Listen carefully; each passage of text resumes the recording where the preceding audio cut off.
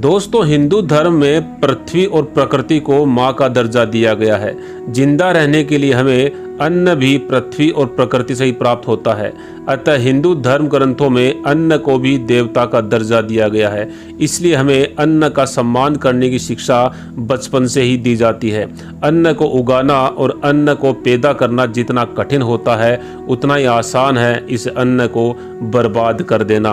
भोजन हमारी मूलभूत आवश्यकताओं में से एक है और हम सभी के घर में रोज भोजन बनाया जाता है। लेकिन वास्तुशास्त्र में भोजन बनाने के लिए भी कुछ नियम निर्धारित किए गए हैं। इन नियमों का पालन घर में भोजन बनाने वाले व्यक्ति को, चाहे वो महिला हो या पुरुष या फिर सेविका ही क्यों ना हो, सभी को करना चाहिए। दोस्तों, आज हम वास्तुशास्त्र के अनुसार खाना बनाने से संबंधित दो प्रमुख बिंदुओं पर चर्चा करेंगे, जिनमें से एक बिंदु है खाना बनाते समय कौन से नियमों का पालन करना चाहिए और रोटी बनाने के लिए आटा गूंथते समय हमें क्या करना चाहिए तथा आटे में ऐसी कौन सी वस्तु मिलानी चाहिए जिससे हमारे घर में सुख समृद्धि बनी रहे। तो आइए जान लेते हैं। सबसे पहले बात करते हैं भोजन बनाते समय हमें किन किन बातों का ध्यान रखना चाहिए। दोस्तों, हम भोजन मुख्य रूप से रसोई घर में ही बनाते हैं, इसलिए सबसे पहले तो हमें ये देखना चाहिए कि हमारा रसोई घर वास्तुशास्त्र के अनुसार सही जगह पे बना हुआ है या नहीं। वास्तुशास्त्र के अनुसार हमारा रसोई घर हमेशा अग्नि कोण में होना चाहिए। इस दिशा में रसोई घर होने से भोजन बनाने वाले व्यक्ति का स्वास्थ्य अच्छा रहता है और उसे खाना बनाने में उत्साह भी आता है। साथ ही हमें इस बात का भी ध्यान रखना चाहिए कि हमें हमेशा ही उत्तर या फिर पूर्व दिशा की तरफ मुख करके ही भोजन बनाना चाहिए। भोजन हमेशा शुद्ध एवं शांत मन से बनाना चाहिए। भोजन बनाते समय मन में कोई गुस्सा या द्वेष जैसी कोई बात नहीं होनी चाहिए। गुस्से में और बिना मन के बनाए गए भोजन से माँ अन्नपूर्णा नाराज हो जाती है और साथ ही ऐसे भोजन से फायदा कम और नुकसान अधिक होते हैं। भोजन बनाते समय रसोई घर हमेशा साफ एवं स्वच्छ रखें और भूल कर भी बाहर पहने जाने वाले चप्पल एवं जूते रसोई घर में भूल कर भी नहीं लाने चाहिए। ईश्वर को साफ एवं स्वच्छ रसोई घर में बने हुए भोजन का ही भोग लगाना चाहिए। इससे ईश्वर जल्दी प्रसन्न होते हैं। गंदी रसोई में बनाया गया भोजन या जूठे बर्तनों में बनाया गया भोजन ईश्वर को नहीं चढ़ाना चाहिए। अशुद्ध तरीके से, गुस्से में या अशांत मन से बनाए गए भोजन को ईश्वर कभी स्वीकार नहीं करते। भोजन बनाते समय वाद विवाद किया जाए या मुख से अपशब्द निकाले जाएं तो ऐसे भोजन का शारीरिक एवं मानसिक स्थिति पर बहुत बुरा प्रभाव पड़ता है। भोजन बनाते समय उसको बार बार चख कर नहीं देखना चाहिए, इससे भोजन झूठा होता है और ऐसा भोजन किसी अन्य व्यक्ति को खिलाने से हमें हानि होती है।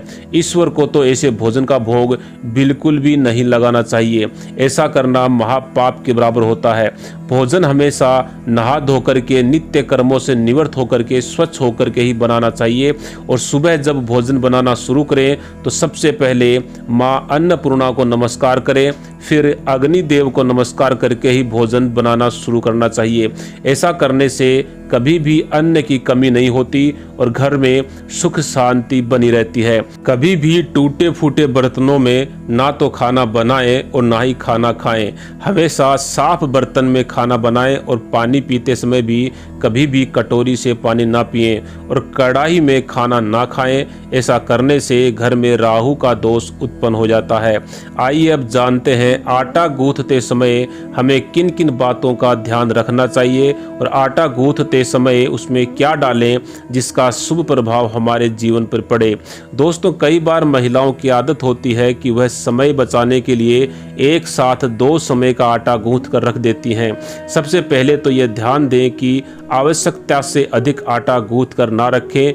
गूंथ कर रखा हुआ आटा घर में नकारात्मकता लाता है और साथ ही बीमारियों को भी न्योता देता है। साथ ही ऐसे आटे की रोटियां खाने से व्यक्ति के मानसिक स्वास्थ्य पर भी बुरा असर पड़ता है। गूंथ कर रखा हुआ आटा बुरी शक्तियों को भी आकर्षित करता है। इसलिए ज़रूरत से अधिक आटा गूंथ करके ना रखें। दोस्तों, हिंदू धर्म के अनुसार जब भी घर में किसी व्यक्ति की मृत्यु होती है तो मृत आत्मा की भूख को शांत करने के लिए आटे के छोटे छोटे गोले बना करके उन्हें पानी में बहाया जाता है। इसे पिंडदान कहते हैं। और आटे के इन गोलियों पे किसी भी तरह का उंगलियों से कोई निशान नहीं बनाया जाता। इसलिए घर में रोटी बनाने के लिए आटा गूंथने के बाद जब आटे की गोलियां बनाएं तो उस आटे और गोलियों पर उंगलियों से कोई निशान अवश्य बनाएं, जो यह दर्शाता है कि ये आटा और आटे की गोलियां मृत व्यक्तियों के लिए नहीं है, बल्कि घर के सदस्यों के लिए यह आटा गूंथा गया है। आटे से बनी पहली रोटी गौ माता के लिए एवं आखिरी रोटी कुत्ते के लिए निकाली जाती है, जिससे घर में बनने वाले किसी भी तरह के दोष से हम बच सकते हैं। आटा गूंथते समय हम उसमें नमक तो मिलाते ही हैं, लेकिन उसमें थोड़ा सा गाय का देसी घी और चुटकी भर शक्कर भी मिला दें तो यह बहुत ही शुभ होता है। आटा, घी और शक्कर, इन तीनों का संबंध शुक्र और चंद्र ग्रह से है। इसलिए ये वस्तुएं आटे में मिलाने से ये ग्रह मजबूत होते हैं और इनके सभी शुभ फल हमें प्राप्त होते हैं। तो दोस्तों, यह थी वो महत्वपूर्ण बातें जो आटा गूंथते समय हमें ध्यान में रखनी चाहिए। अगर जानकारी आपको अच्छी लगी हो तो वीडियो को लाइक करें, अपने दोस्तों के साथ शेयर करें, साथ ही हमारे चैनल को सब्सक्राइब करके बेल के बटन को अवश्य दबाएं और कमेंट में जय मां अन्नपूर्णा लिखना बिल्कुल ना भूलें। धन्यवाद।